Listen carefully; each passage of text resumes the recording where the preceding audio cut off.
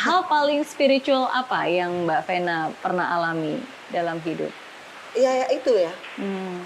Hal spiritual itu menurut aku pada saat aku bisa memaknai bahwa dulu aku pikir oh kalau gue cantik gue nggak mungkin bercerai lah. Gitu. Gue udah istilahnya totally nih sama suami gitu, nggak mungkin lah gue cerai. Yeah. Tapi ternyata kalau lo bilang ya udah jodohnya sampai segitu aja. Dan aku tipe orang dulu yang terlalu cinta mati, tapi melebihi cinta kepada Allah. Itu yang salah banget. Makanya Allah ambil kan. Termasuk waktu itu anak-anak diambil dulu sementara, tidak dalam lingkungan aku. Apa yang aku lakukan ya kayak orang gila tadi. Tapi untungnya aku ada mama ya yang selalu jadi pengingat aku, reminder bahwa ya kalau memang kamu sudah di titik ini, kamu harus berpikir kamu mau ngapain, bukan kenapa. Mau apa? Betul. Karena kalau pikir kenapa, nangis bombay kan. Kenapa gue udah begini, gue udah salsa, badan gue kayaknya nggak jelek, tapi kenapa masih begini? Itu kan orang menyesali nasib. Betul. Disitulah mama berperan. Betul. Mama tidak pernah mendidik kamu jadi orang yang cengeng, jadi orang yang meratapi nasib, apalagi mau bunuh diri.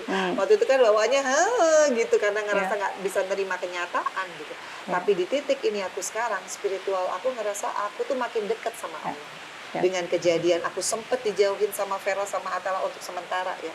Kemudian sekarang mereka balik lagi dengan caranya Allah. Yaitu aku harus memuliakan anak yang pada saat itu memerlukan pertolongan aku. Dan ke depan. Karena Fania ini kan masih jauh perjalanan. Itu yang selalu jadi obsesi aku. Ya aku merasa bangga gitu. Aku bisa terpilih sama Allah membesarkan Fania. Karena kalau bukan dari Fania, mungkin aku udah nggak tahu gila kali dari kemarin. Karena kan kosong. Dan nggak pernah siap jauh dari anak. Itu yang nggak pernah ada dalam otak aku selama aku hidup. Kenapa? Aku pikir aku orangnya kan well planning. Kalau gue baik nggak mungkin lah gue dijahatin. Ternyata hidup nggak seperti itu. Lu baik belum tentu lu hasilnya baik. Betul. Apalagi jadi orang jahat. Jadi orang jahat apalagi kan. Betul. Gitu. Lu baik aja belum tentu hasilnya baik. Jadi di situ aku banyak banget belajar. Banyak fokus terhadap diri sendiri. Dan aku tidak lagi mengukur bahwa kalau gue pakai tas ini berarti gue sukses. Udah enggak. Jadi semakin aku banyak menolong orang, ya termasuk aku kemarin memilih suami ya. Orang banyak yang bilang, kenapa Ferry? Kan dia sakit gini beritanya ini. Tapi aku kembali lagi kepada saat aku memuliakan Fania. Kenapa aku memilih Ferry? Karena aku yakin Ferry bisa menjadi imam yang baik, membuat aku jauh lebih dekat. Karena menikah itu ibadah. Kalau aku punya suami yang bisa jadi imam, insya Allah aku tidak lagi yang namanya kejar dunia, tapi kita sama-sama menikah ini untuk istiqomah di jalan Allah. Setuju. Jadi cari teman ibadah sebenarnya. Bukan cari teman untuk kaya itu akan datang. Setuju. Kaya itu akan datang, tapi bukan ukuran orang kaya yang gimana ya. Buat aku kaya ya anakku Vera sama Atala bisa mandiri, nggak ngerepotin aku juga selamat dunia akhirat. Ya itulah buat aku bless banget sampai saat ini. Dan memang setuju banget sih bahwa setiap kok tadi mama dari Mbak Vena bilang bahwa ya jangan tanya kenapa ya, karena kalau di hidup ini kita selalu bertanya nggak semua pertanyaan itu ada jawabannya. Dan seringkali kita nggak perlu tahu juga jawabannya. Tapi bagaimanapun juga walaupun kita nggak punya jawaban, kita tetap punya pilihan. Pilihan untuk maju, pilihan untuk move on, pilihan untuk tetap melakukan yang baik. Dan pilihan itulah yang nantinya akan membawa kita ke hal-hal yang lebih baik lagi di dalam masa depan kita. Lah. Yang penting kita kan selamat ya. Betul. Selamat di dunia ya, insya Allah selamat di akhirat nanti. Itu sih. Berbicara tentang pilihan, apa pilihan tersulit yang pernah Mbak Vena hadapi? Pilihan tersulit itu bukan malah milih jodoh waktu Ferry ya. Karena, gitu. Itu karena Ferry itu aku memilih hanya gara-gara sesimpel aku bilang, pertama dia kan purpose aku tolak, aku marahin karena pertama aku ngelihat dia terlalu cepat menyatakan, kedua dia lebih muda. Tapi pada saat setelah aku tolak 2 hari kemudian aku tes dia bisa jadi imam nggak pada saat sholat. Dan itu sholat maghrib cuma 3 rakaat, which is nggak sampai 10 menit. Pada saat dia tajwidnya bagus, itulah mungkin jawaban setiap doa aku selama 9 tahun jomblo, bahwa kayaknya dia itu kan keyakinan dari Allah. Bisa jatuh cinta sama orang kan karena Allah. Sementara 9 tahun dijodohin nama A, B, C, D, E, aku nggak pernah bergeming karena nggak ada feel, karena nggak ada keyakinan. Tapi di saat dia bisa jadi imam dan dia selesai, waktu itu dia balik ke aku bisa salim, which is aku nggak pernah Wow. salim sama orang gitu ya 9 tahun, mau dia pejabat, mau dia siapa, aku nggak bergeming, ya aku yakin bahwa dia pilihan dari Allah.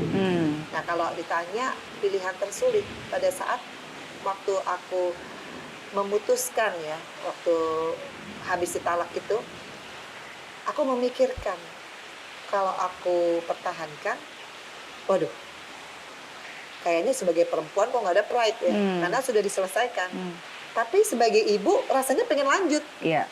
karena Iya. seorang ibu Kan tuh demi kalau perlu, anak kan. kalau perlu harga diri nggak usah ada deh. Iya. Yang penting anak gue jangan broken home. Iya. Itu paling sulit bang, karena buat aku ada trauma kan di waktu kecil.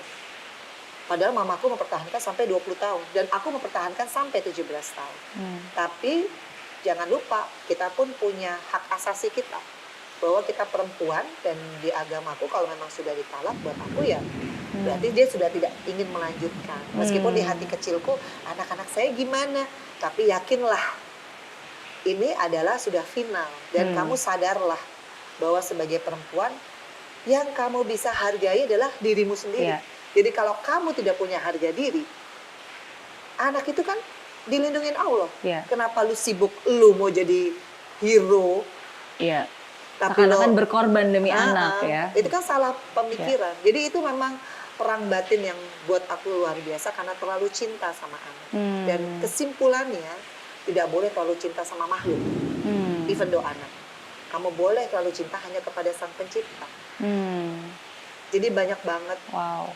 apa ya, pengalaman aku dari kecil sampai saat ini mendewasakan aku tentang apa sih tujuan lo hidup. Iya. Ternyata tujuan hidup hanya Allah ingin pada saat saya lihat ada di dunia tuh kamu berbuat apa aja sih. Iya. Dan kamu kalau susah deketnya ke siapa, Iya. mintanya ke siapa, dan kalau senang juga mintanya ke siapa. Iya. Fokus aja. Nah, jadi pengalaman semua yang aku ceritain ternyata memang paling enak kalau hanya nanya sama Allah.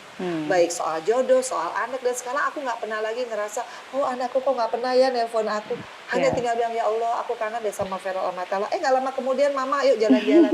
Sesimpel itu, tapi perjalanan untuk kita ngerti, Betul. muter-muter dulu. Karena biasa kita manusia ego kan. Iya, Oh kita kalau inginnya anak gua, semua iya karena anak usaha gue nggak kita. boleh kemana-mana. Anak Iya. punya gue, kata siapa anak punya lo kan Iya. gitu. Anak itu kepunyaan Allah.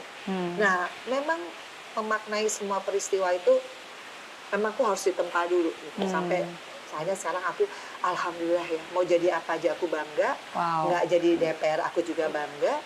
Kalaupun nanti aku kembali lagi di 2024, karena ada banyak banget PR yang buat aku ya, kalau memang ada jalannya, kenapa nggak aku berjuang? Yang Betul. penting untuk masyarakat, bukan untuk memperkaya diri atau mungkin karena pengen gila jabatan. Iya. Karena aku udah ngalamin nggak jadi pejabat, aku survive dan aku happy apapun profesi. Iya.